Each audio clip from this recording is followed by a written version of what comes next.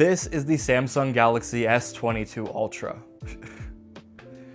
Sorry, I meant the S23 Ultra. Oh, right, I forgot. We're doing this thing every year where it's an incremental upgrade and every phone is similar. Well, at least this one comes in purple. This is the Samsung Galaxy S24 Ultra, and aside from the BS that I just spewed about it looking similar to last year's couple of Ultra devices, I actually think that it's a pretty different phone. Now, I will go into detail about whether or not the difference is a good thing or not, but there are a couple of things that I do want to get right out of the way when it comes to Samsung's latest flagship. Firstly, I will be switching to this device for the foreseeable future to provide honest and trustworthy content around this phone. So the longer I spend with it, hopefully the more I find out about it and the more I grow to like it. But where exactly do I stand right now? I mean, it's been nearly a week, and after having the iPhone 15 Pro Max exclusively, this phone feels like a really big change. Though, I'm not gonna lie, a lot of what I find different does tend to be software related, and I will get into that. Before we do though, a like and a sub to the channel is always appreciated. We're very close to 30,000 subscribers, and it would mean the world if you could help me get there.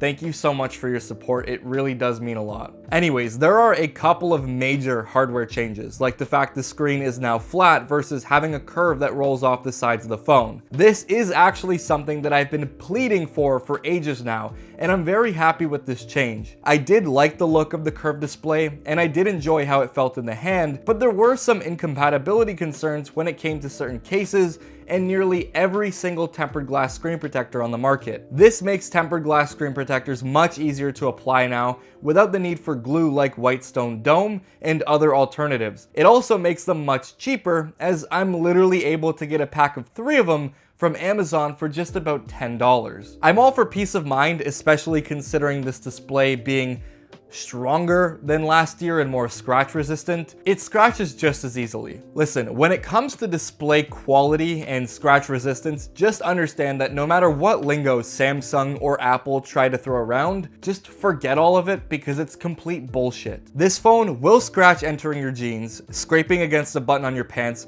or just by rolling it around on some loose fibers or sand that's on a table. It's just about as durable as any phone I've had in the last little while, even the 15 Pro Max, which arguably has one of the worst displays I've ever used when it comes to scratch resistance. I hope I can get a good photo or video of it, but I've used the 15 Pro Max without a screen protector for only about a week, and I've already had some pretty deep grooves despite being very careful with the phone. I've yet to drop it since being without a screen protector, and I literally baby all of my devices. I just wouldn't even bother chancing it, and I do recommend you pick up a screen protector, especially when you consider how expensive flagship mobile phones have become in the last couple of years. Since we're talking about the display though, I may as well talk about how truly impressive this screen is in terms of resolution, visibility, and brightness. The S24 Ultra has a 3120 by 1440p QHD Plus display with a PPI of 505. It's crystal clear, and it's hands down one of the best displays I've ever seen on a phone, and may as well actually just be the best display I've ever used,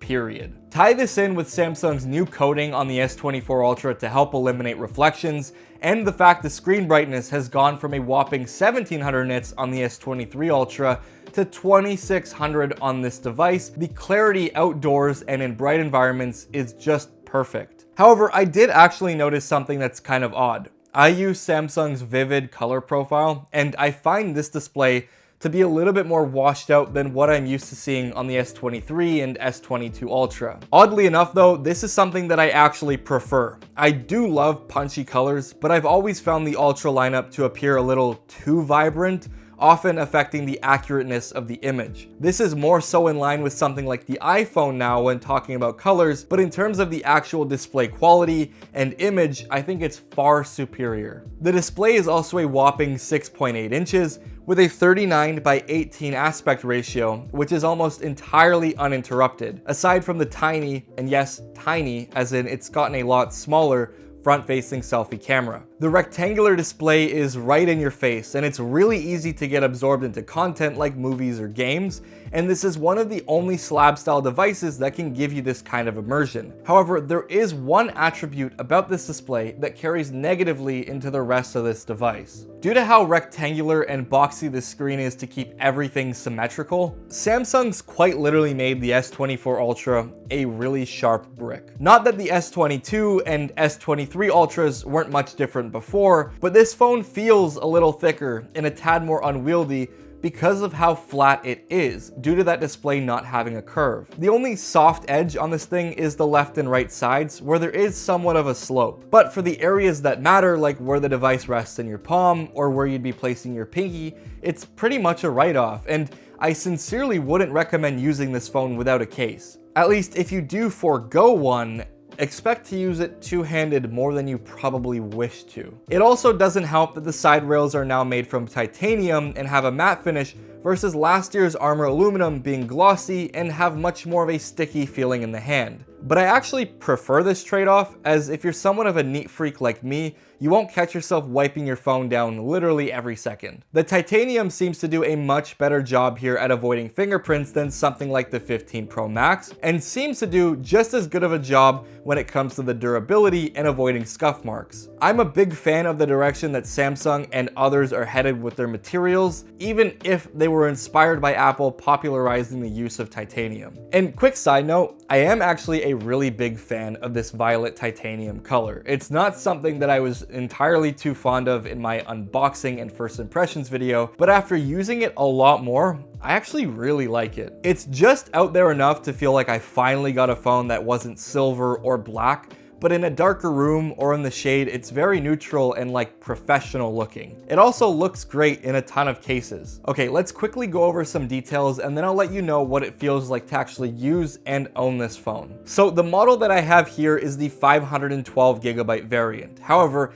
this year, you're not limited to the 512 gig model if you want the highest amount of RAM. Samsung is finally selling the 256 gig variant of the S24 Ultra with 12 gigs of RAM rather than 8 like last year. Of course, this is using the new Snapdragon 8 Gen 3, and just like last year, also has UFS 4.0 storage, which in turn does make this phone a lot more snappy and more efficient. Included with the S24 Ultra is also the new Wi-Fi 7 standard. However, I'm sure for most people at this point in time, it's not going to be a big deal, since not only do you need to get those Wi-Fi 7 speeds, but you also need to get a Wi-Fi 7 capable router. So I'll just look at this as being a nice future-proofing feature, which is really nice because this phone now offers 7 years of feature and security updates. Technically speaking, when it comes to the performance, the display, and the hardware, there's absolutely no reason I think this phone shouldn't make it the full 7 years.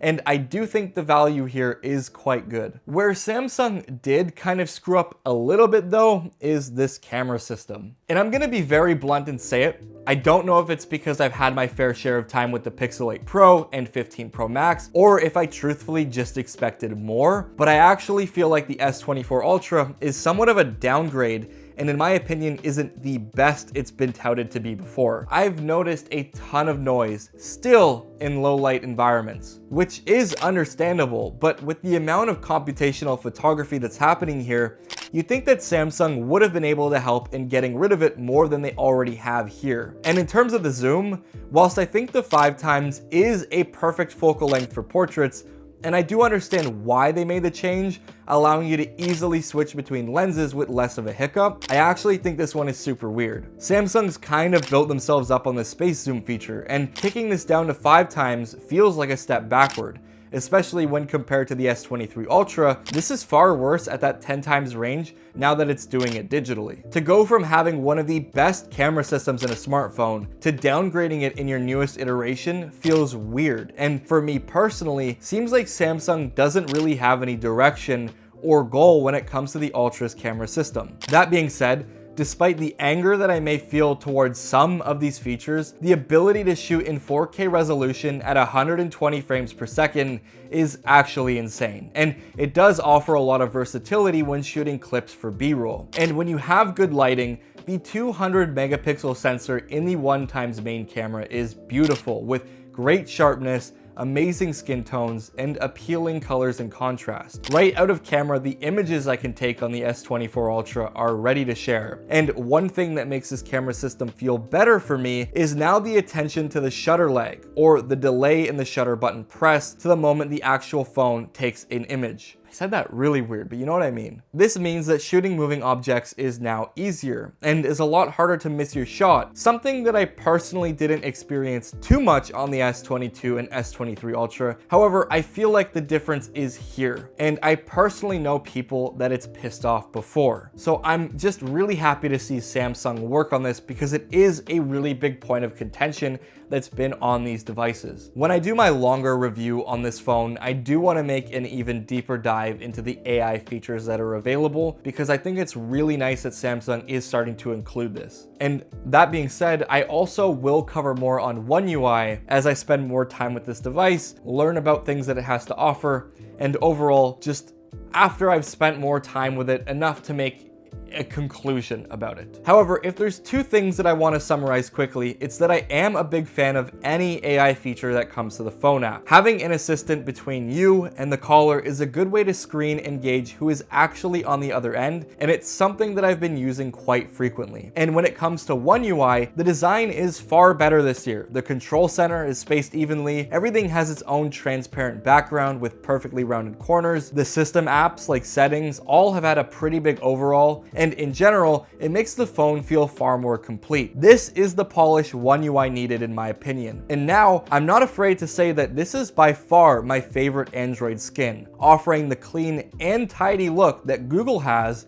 while still being riddled with endless customization. There's some things that I noticed about the phone, like the speaker grills are oval instead of being kind of perforated. The S Pen sticks out a tad more and is a little easier to remove, and the speakers definitely do sound more full and loud compared to previous generations. It is only 2 grams lighter, which makes absolutely no change to the weight, and for me, face recognition still is very shoddy, and it doesn't really work at all in darker lighting conditions. It's kind of a shame, as personally I do actually really like Face ID. I think that it's just by far the best way to get into your phone. You don't even have to think about it. And I'm not a fan at all of in-display fingerprint sensors. However, I will say that this display fingerprint reader is perfect. There's nothing wrong with it. It is quick, it's snappy. I never have it fail to read my fingerprint. So in terms of the actual performance of it, there isn't something that I am mad about. I just don't like the placement. I don't like it being in the screen. If anything, I would have really preferred it this year to be in the power button like it is on the Fold series of devices. I'm just hoping that Samsung makes this change one day. I think it makes way more sense to just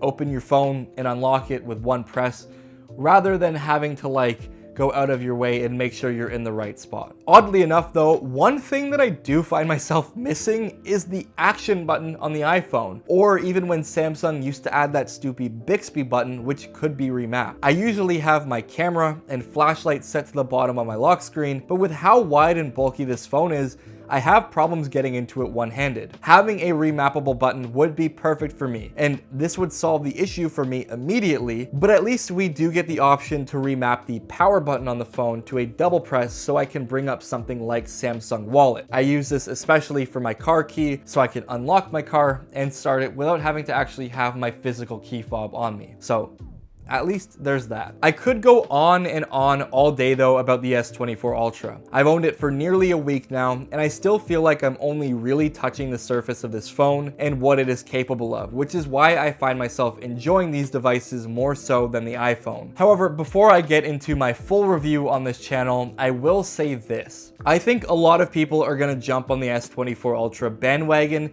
and call this phone the phone of the year. I think that Samsung's done a really good job recently with captivating people and bringing cool features and standing out just a little bit more. That being said, I don't feel